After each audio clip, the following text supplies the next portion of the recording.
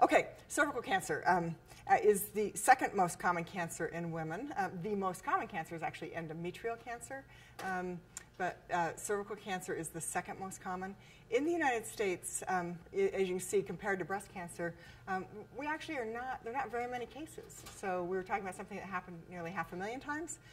Cervical cancer, we see 12,000 new cases a year and only 4,000 deaths.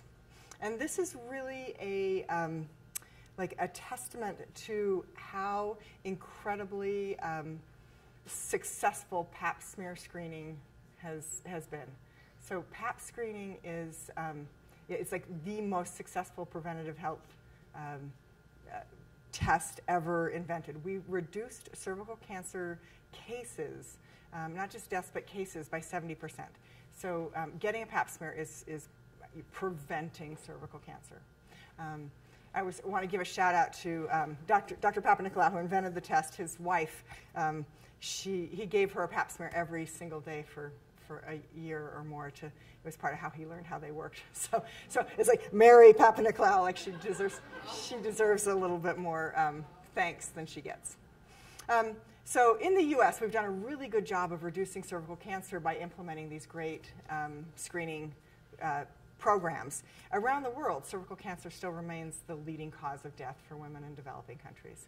And it's because they're not getting screened. So once again, the people that you're seeing who are not getting regular Pap testing are the people we really need to get this to. So you guys are doing like the most important work in our community. This is not, excuse me, not news anymore, but a few years ago, I would sort of go places and say, so in order to get cervical cancer, you have to get human papillomavirus. And people would go, wait, my aunt had cervical cancer. You make the connection. So cervical cancer it's entirely caused by a sexually transmitted virus. There are rare cancers that people get on or near the cervix that are sort of arising from different things. But cervical cancer is a sexually transmitted infection. I predict that we'll find that more cancers are virally triggered. I think there's a fair amount of evidence for that, so that will be interesting for prevention, that we may be able to develop more vaccines to prevent cancer. So the other really good news about this is we have a great vaccine that prevents cervical cancer. And so hopefully that's somewhere part of your program is that you're getting people HPV vaccination. Utah's got really low vaccination rates, and so it's really an initiative that we all need to be working on, is to vaccinate boys and girls. That's going to be the thing that really makes it the difference. The change in rates in younger women it really probably is going down, and we'll talk about this at the end if we have a second. As the vaccine comes on board, we're not there yet. We haven't had a chance to see the full impact of the vaccine. And so what we sort of got is this blip, like we've driven cancer as probably as low as we could get it with Pap screening, and we're going to needing to catch up with what we can do with the vaccine. So I think that this reflected a little bit more like earlier sexual activity, more sexual partners, and that gap between the access to the vaccine and now. So what your goal is, and I'm going to spend a little time talking about HPV. I kind of left it just in case we were running low on time. But what your goal is when you're doing the Pap smear is to insert the speculum and fully visualize the cervix. We'll go over in detail like how you pick which speculum and some tips for doing that. But it's important that you see the cervix. So whatever you need to do to reposition the speculum so that you're seeing the entire cervix, you're looking for a particular area on the cervix called the squamocolumnar junction, and I'll explain why with a graphic in just a second. With the liquid Paps, it's probably not so important that you don't wipe the cervix. But the Paps can also kind of deal with any extra stuff you put in there. So if you get some mucus or some discharge or some yeast or some BV or anything in the Pap, it's not so much of an issue as long as you're using liquid Paps. If you're using dry slide Paps, then those things can be a bit of a challenge. But what you're getting when you take a pap sample is you're getting the cells that were sloughing off the cervix anyway. Those are the ones that they're looking at. And so if you do a lot of stuff to the cervix before you take your sample, you may take off with the abnormal cells that we wanted to see. So, so it's better to just send all that stuff. The liquid paps have a, they kind of break up the mucus. They filter the material. They're able to centrifuge it and get a nice cell sample. So it's not going to be bad if you end up with a glob of mucus or something in there. So you don't have to do a lot of wiping. You don't really want to manipulate the cervix. You can take, if you're, are you testing for like yeast or anything like that? Yeah? Some clinics are just with a wet mount. Okay, so if you're doing a wet mount, so my advice would be if you want something for a wet mount, then take that first. Get a sample of the discharge that's sticking to the vaginal walls, because yeast will always stick, and if it's BV, you'll get that from there too. So you want a sample of discharge from the vaginal walls, and you can take that first because when you do your pap, you may cause some bleeding, and so that you can get that sample before there's any blood in it. But take that from the side walls or the pool that's kind of under the cervix. Do your pap first, and then your gonorrhea and chlamydia test if you're doing those separately, so that you get, again, so you're getting those cells sloughing off, and then anything else that you're putting in the cervix you've done last. You want to make sure you sample 360 degrees, and this becomes an issue depending on what equipment you're using. My understanding is everybody's using a broom. Is that correct? Which is great, because the spatulas had this little problem with them. So with a spatula, you only wanted to do 360 degrees. You'd stick the toe in, and if you're right-handed, you kind of get to about 9 o'clock, and then it's like that last between 9 and 12 was hard to sample. So the broom is a great improvement on that. You're going to anchor the little toe into the cervix, and then you want to do 5 full revolutions. A full revolution means you're going to see these little flanges go by 10 times. So it's 5 full circles. But anytime you get a new pap brand, read what they say, because the directions are actually different. Thin prep is a name of a particular kind of pap. SurePath is the name of another product. I'm sure that there are other names out there. These are the 2 that I'm mostly familiar with. But so a company makes a product, they're going to name it. It may come with directions. So if you change, if you end up finding a new supplier, make sure you read how they recommend that their samples get used. So some places will have you use just the broom. Some places have you use a broom plus the spatula, plus the Cytobrush.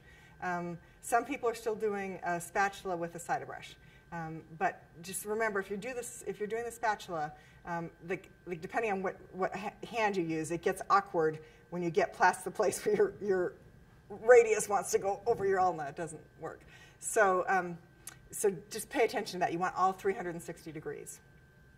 With a Cytobrush, you only ever need to do a quarter of a turn, and anything more than that is kind of traumatic. So a quarter of a turn with the Cytobrush is sufficient. Brooms typically need 5 full revolutions. Okay.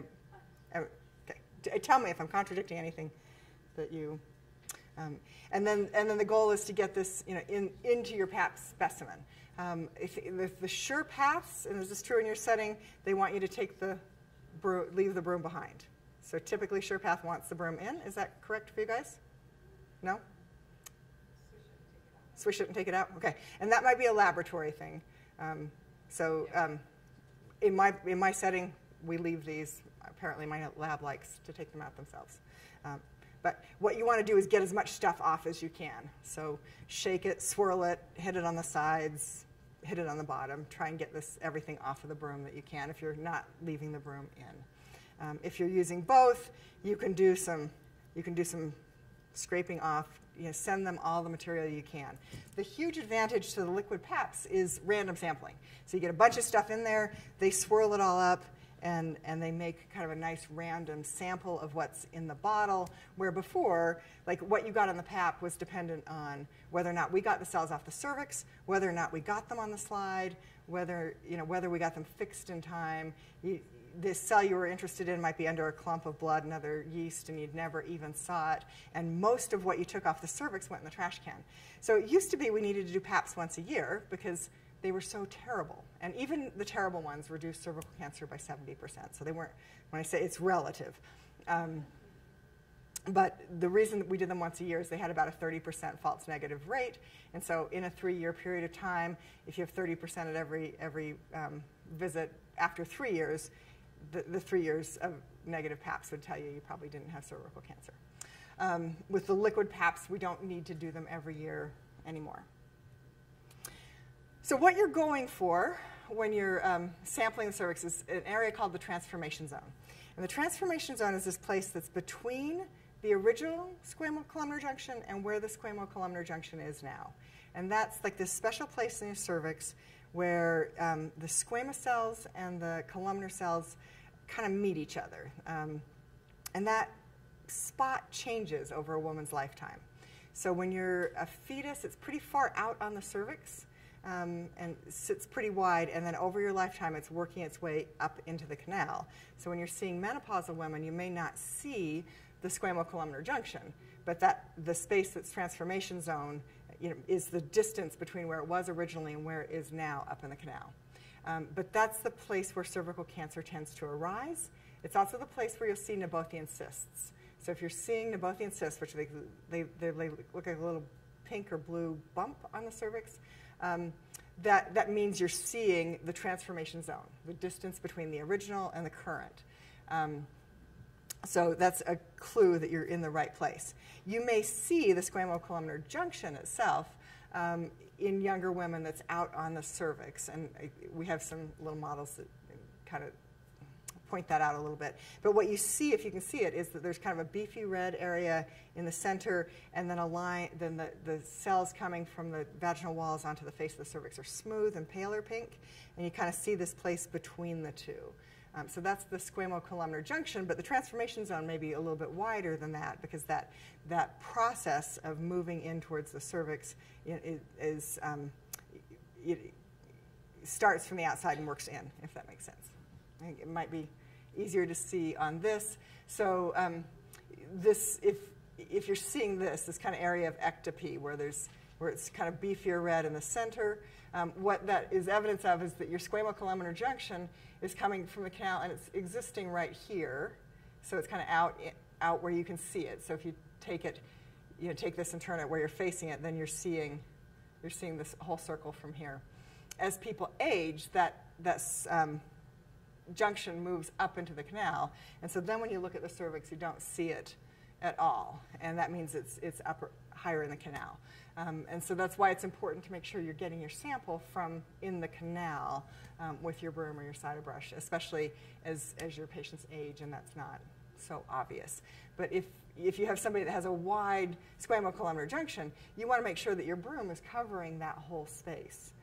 So if you're just sampling just inside this area of ectopy, you're getting the columnar cells but not the squamous cells. So you really want to get this space out here. That's the transformation zone. So that's why it's important to see the whole cervix. You don't want to just kind of blindly guess at this. You want to aim for the right area. And this is just a close-up picture of a cervix. And this, if we were going to try and kind of guess where the squamocolumnar junction is, it's not.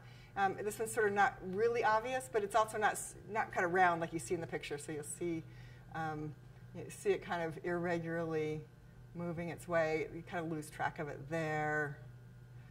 So it's not always that distinct thing like the cartoon's showing, but you're really looking to see if you can identify that space. Actually, no, sorry. It's like way out here. Here's the squamous cells, and there's the.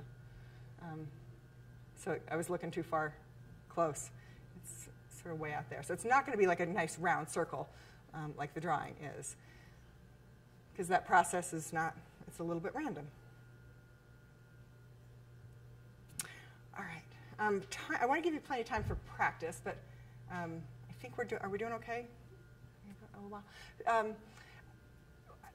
I like to talk about HPV just a little bit. I spend a lot of my time doing colposcopies, and so I think HPV is a really fascinating virus. We know, as we talked about, it's the cause of cervical cancer, and so it's like you have to come in contact with it. Interestingly, you don't have to have orgasmic sex to get this. So you can't get it from toilet seats. That's not how it's transmitted, but close, intimate contact.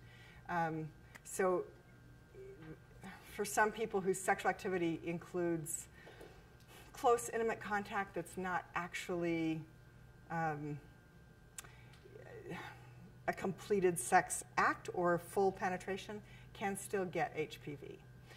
So that one of those points are just, it's for education, like, yeah, what does it take to be at risk?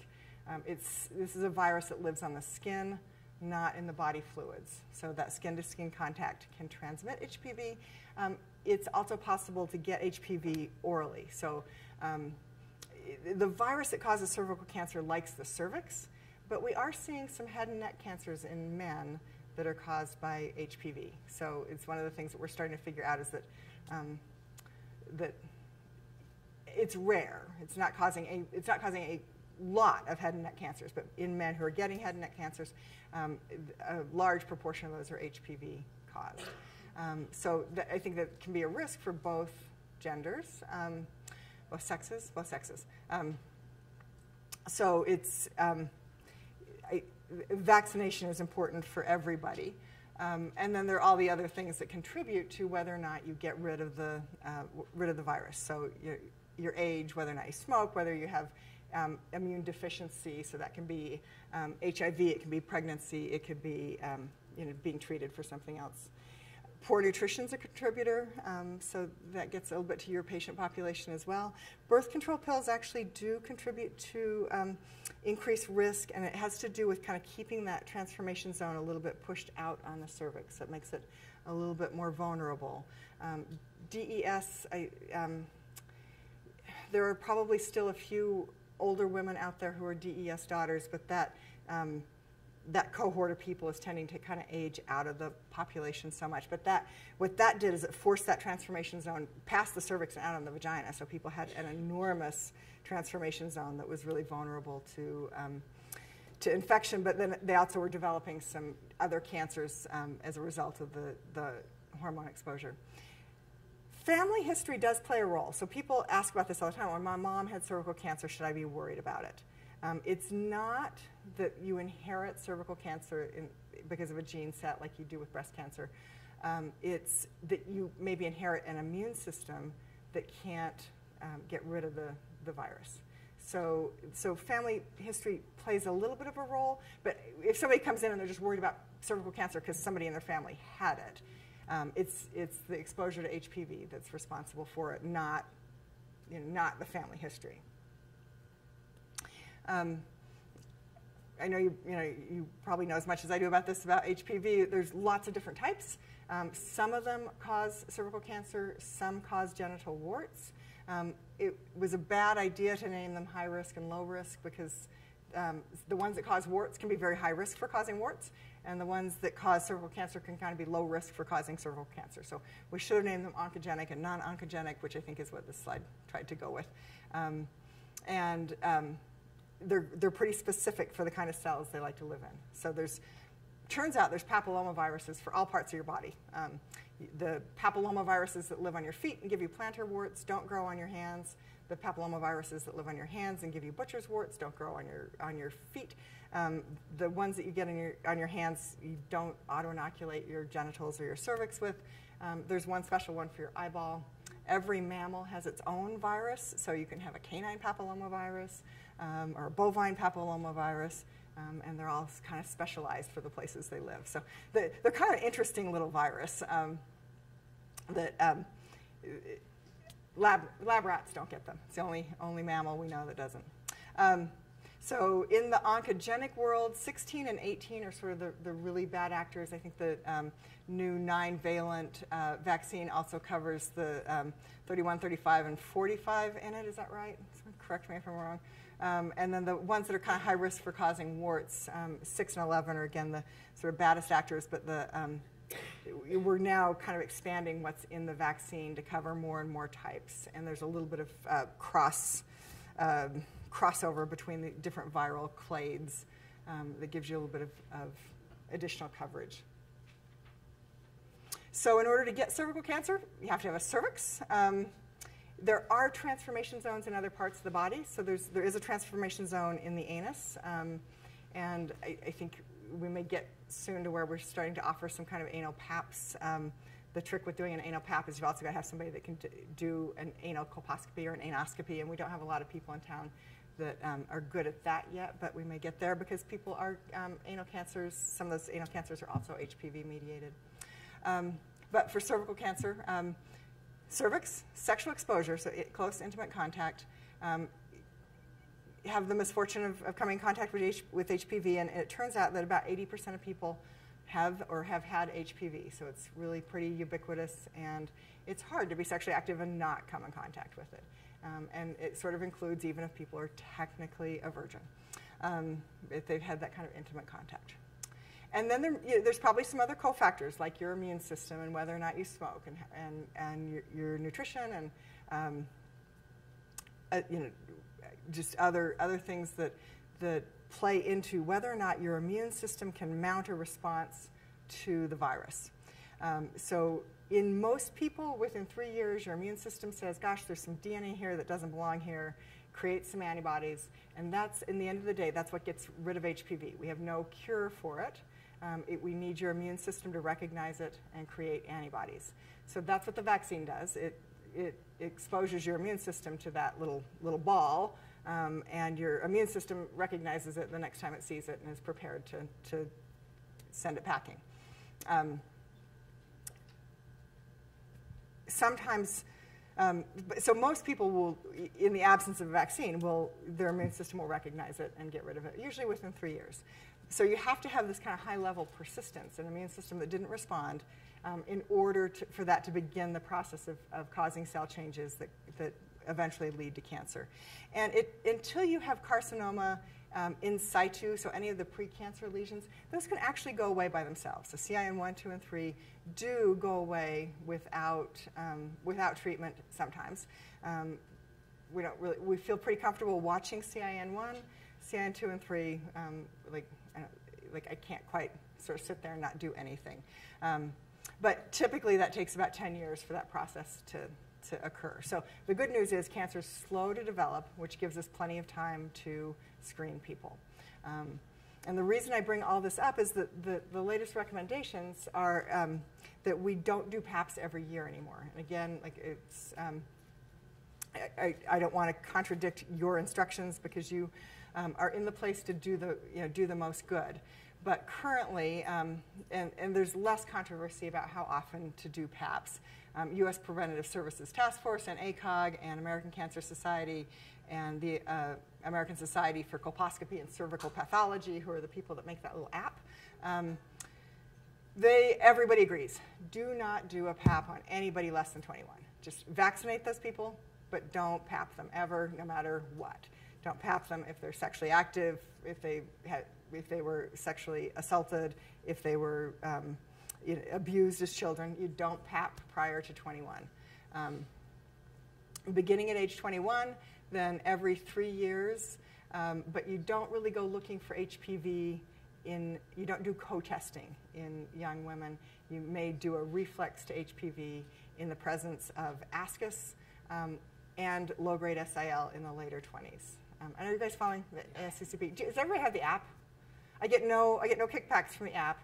It's $10, but it is the best app ever. So if you go to ASCCP and in the App Store and get the app, it's got this great little algorithm. It's really helpful if you're trying to figure out how to manage an abnormal PAP. And they update it, so if the guidelines change, then it's up to date. The follow-up for PAPs varies depending on somebody's age and whether or not they're pregnant and whether or not they have HPV.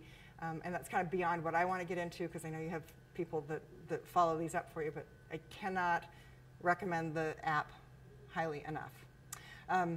So are you doing PAPs every 3 years at everybody, every age? Yeah.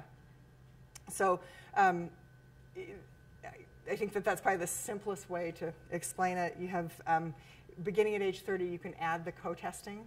And so if you have both a negative HPV and a negative PAP, in the insured world, you could actually go every 5 years. In your setting, doing it every 3 makes sense because people may or may not be getting the co-testing, and so I think that's a good way to tackle this. And then again, there's this, you could stop at age 65 if people have not had CIN2 in the past 20 years, and their most recent PAP is normal with a negative HPV. Again, some people want to keep getting their PAPs. I certainly have plenty of older women who are like, no, I need a PAP every year. That might be okay for everybody else, but I need my PAP every year. They're the same people like, oh, I hate my PAP. I need it every year. If you say you don't need it anymore, they're like, no, I think it should come in. The other thing in these newer guidelines, if somebody has had a hysterectomy for benign disease, so fibroids, heavy bleeding, they never ever need a PAP again. So that's, we're not PAPing cuffs unless the reason for the hysterectomy was cervical or uterine cancer. So hysterectomized patients rarely need PAPs. Unless, there are people that leave the cervix in, but hopefully that's stopping. Any questions about any of that? This is just sort of an example. This is from the ThinPrep's own advertising material, just kind of looking at the difference. These are stained samples. This is what they look like when the pathologists read them. But the difference in what you can see on the slide, so this is the old dry slide. It's really hard to pick out the cancerous cells. With the ThinPrep, even to the untrained eye, you can sort of say, some of these cells don't quite belong here, right? Your PAPs come back, and does just one person in your system read the PAPs or read or sort of sort them? So I won't belabor this too much. They can see a bunch of different things when they are reading the PAP that you send them.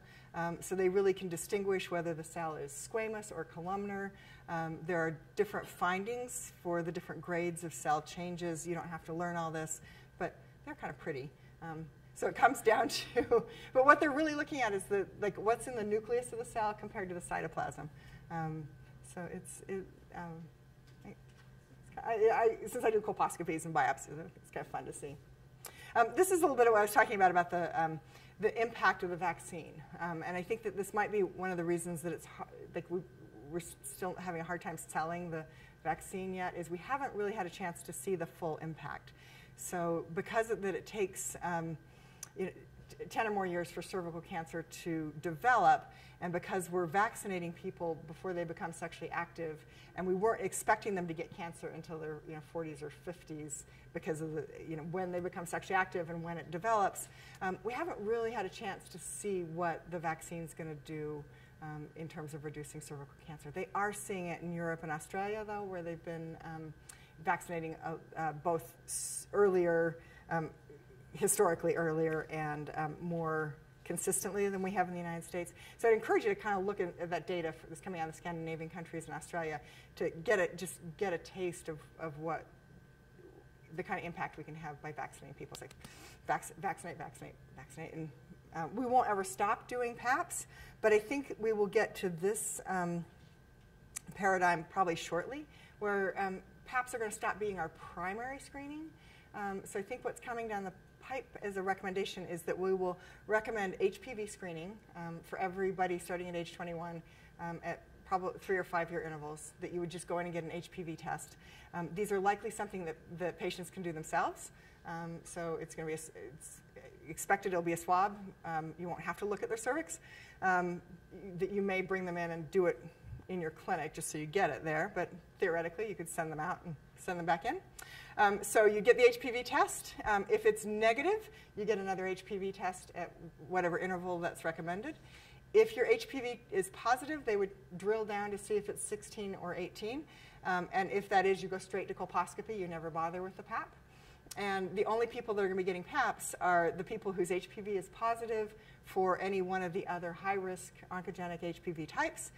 Then we would do a PAP on them to decide who goes to colposcopy and who can just wait 12 more months to come back in.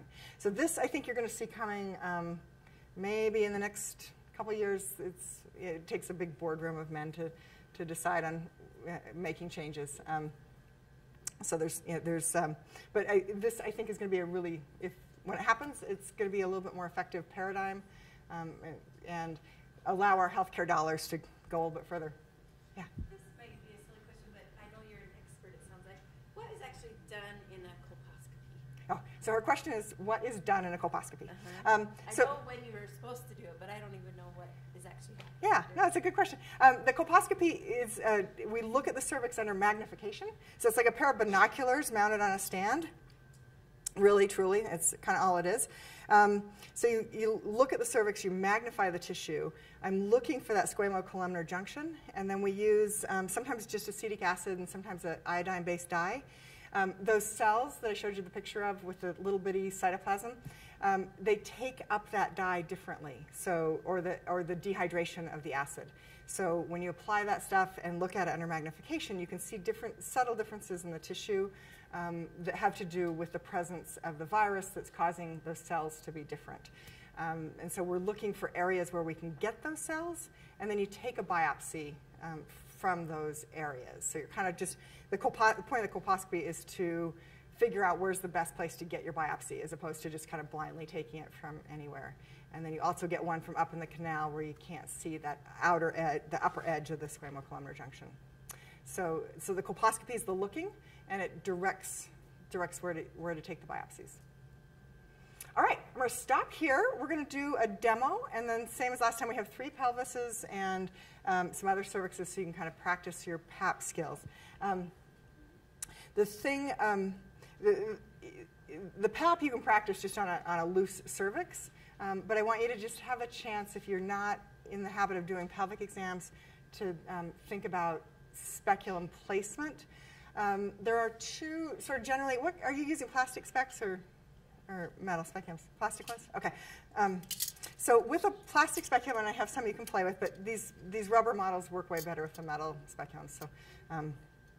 So you can kind of get your hands on a bunch of different styles. Speculums basically come in like 2 main families of speculums. There's the straight-bladed one. This is called a Pedersen, and these come in a short, medium, and long Pedersen. And then it does come in a really skinny one, which might be useful in menopausal women or teens. And then this family of speculums with this kind of rounded blade is called a Graves. And again, these come in usually a medium and a long Graves. These work better if women have had a vaginal birth. They just hold a little bit more tissue back. These are better if people have not had a vaginal birth. So it's good to have a couple different styles and sizes, just depending on your patient population.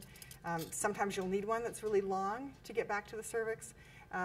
Sometimes you'll need one that's wider to hold the side walls back. So you're never ever doing anybody a favor by finding the smallest speculum.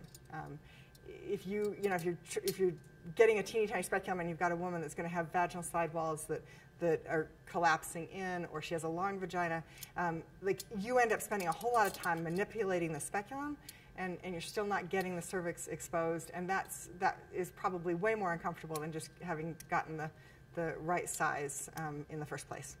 So kind of look at your drawer, assess what you have. People are developing some better tools, but really with these, if you have a lot of sidewall that you need to hold back, still the best trick out there is to take a condom, cut the tip off, slide it over the speculum, and then they're stretchy enough that it'll all still work, but when you open the speculum, you'll have something on the outside that kind of keeps the sidewalls out of view. With the plastic speculum, use a little bit of water-soluble gel as you insert that. That makes it a whole lot more comfortable. Actually, they click. I think probably nothing would hurt if they didn't click, but every time you ratchet that, it like hurts one more pinch. So do what you can to kind of keep the sound quiet. I think like if it doesn't make any noise, it doesn't hurt nearly as much as it does if it makes sound. But we'll demonstrate this and give you a chance to practice that, and then you can practice I've got some brooms and sided brushes and some cervixes you can play with. So we'll move up here for demo, I guess, or I can come back there. Is that better if I come back there? We'll go back there. And then there's 3 stations, and again, you can practice with supervision. Ordinarily in an exam room, you'd probably have a gooseneck lamp or something for lighting that you'd bring around. Yeah, sorry, I'm going to stand up just for a second. So this is, everybody sort of develops their own technique. But this is a miserable, I mean, like we've all been there, right? Nobody really loves the pelvic exam. So some things that I've sort of worked out over the years in terms of making it comfortable are to keep your patient draped the whole time and let her get her feet comfortable in the stirrups.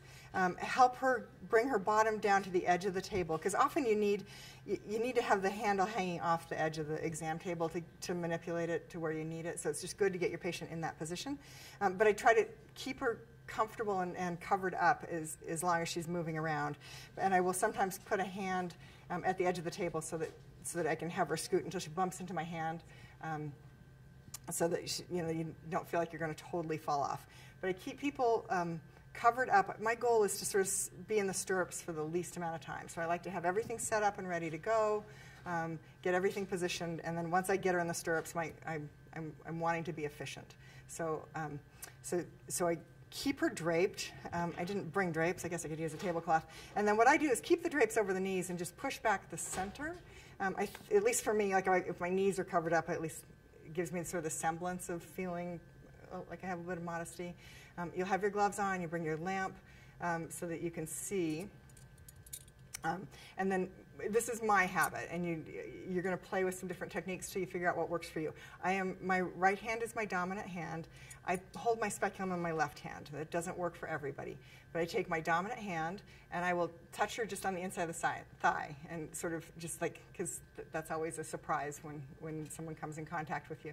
So I'll touch the outside of her thigh and say, you're going to feel my hand here, and sort of make sure that feels okay. And then I'll say, now I'm going to touch just on the outside, and I kind of take my fingers and roll to the outside. And because this is my dominant hand, I feel a little stronger here. I feel like I can hold that tissue a little bit more. Have more control. The left hand is easier, and then I can hold the speculum with the left hand. You want to put the speculum in at a 45-degree angle. So you don't want to go in at strictly horizontal, and you don't want to go in vertical. You're going to bump into the urethra, and this is like requires the widest accommodation. So 45-degree angle. You can kind of, if you've got your finger there, and kind of slide it just past my finger for a little guidance. What you want to do is angle it towards the small of the back. Really just follow the vagina. The vagina is going to tell you where to go. So the thing that's sort of providing the least resistance. So you're angling essentially to the small of the back, following the vagina, and then once you have the speculum inserted, then you can open that blade. And sometimes you get the blade and it's kind of holding the cervix up, and you can't see, like you're in there and you're like, ah. So then what you can do is like just withdraw just slightly, and look around and see what was above your blade when you first opened it. After you look at a lot of cervixes, they get easier to recognize. They have a smoother surface than the vaginal walls, and so you'll get to where you recognize one edge of it or the other, and then you can sometimes use your speculum blade to help kind of angle it in where you can see it better. But it really takes just looking at a few of these before you recognize that pattern. Aaron, do you have any other suggestions? Like those of you that have just been sort of recently, I always find the cervix tips. What's helped you? Come talk to my mic. When you have patients with a lot of extra tissue, whether it's just the vaginal walls or what, having them scooch down a little bit further on your table, or put a fist under their lower back can tilt the cervix in just a better direction, and help with that issue. Yeah. The vaginal wall. Anyway, so that's been the biggest trick for me. What's your best way of knowing the length of There isn't really one. If I tell a patient they need a long speculum, I tell them to always just say, anytime you go in for a PAP, just tell them to get the long speculum first so that you don't go through this. Because sometimes Start with your medium. I usually start with the medium, unless somebody's they're really tall. Because just being a tall person doesn't mean you're going to need a long speculum. Just being a heavy person doesn't mean you're going to need a long speculum. Where the cervix sits depends a lot on number of children, pelvic support, pelvic floor support, suspension on the uterine ligaments. So that's unfortunately it's a little bit harder to predict. You can kind of predict the width that you're going to need, but not always the length. And so unfortunately, sometimes you'll just be like, okay, I've got to go get a different piece of equipment. For heavier women, you can ask them to, you can kind of take the sheet and fold it over and then ask them to hold their pannus up and back. And sometimes that will reduce the pressure on the uterus and make the cervix a little easier to find. Most exam tables have a little bar that you can pull out and it lifts the table up just an inch, and that sometimes makes all the difference. Or as Ori mentioned, like having people put their fists under their hips and elevate them that way. So sometimes like getting the pelvis at a different angle, sometimes kind of just taking, having, if you have a medical assistant or just the patient herself, have her kind of pull the pannus up and away, can kind of pull that in. Make sure she has an empty bladder. That helps a ton, makes it a lot more comfortable. I am not a fan of, some of my colleagues will say, like, insert a finger and see if you can feel the cervix first. I don't do that. It's kind of a personal preference if that's going to be part of your, like if that helps you. Some people do, some people don't.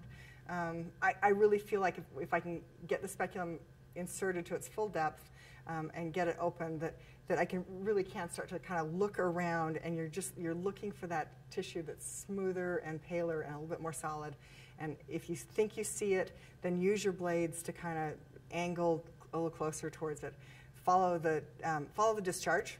That's usually a good clue. If you're seeing more discharge, that's usually going to probably be closer to the cervix. So that's the other tip.